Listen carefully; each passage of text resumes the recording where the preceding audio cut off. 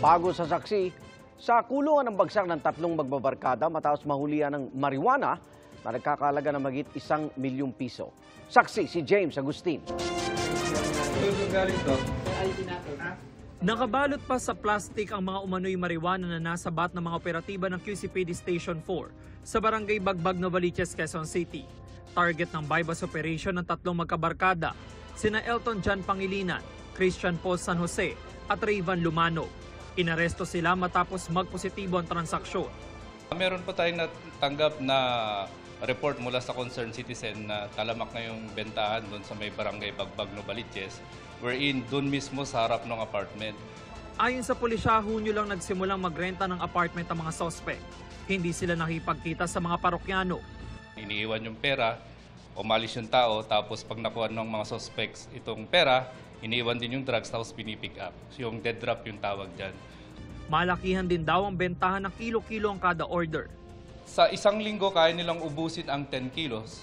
So that is, sa DDB value ng 10 kilos marijuana is 1.2 million in a week.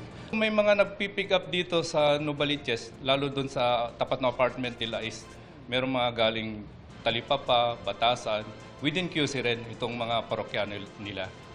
9 na kilo ng umano'y marijuana na nagkakahalaga ng mahigit sa 1 milyong piso ang nakuha sa mga sospek. Aminado sila nagbebenta ng marijuana. Pangangailangan lang po, dahil po sa pangangailangan. Saan yung kinukuha yung drugs? Comment po. Dala lang po ng financial.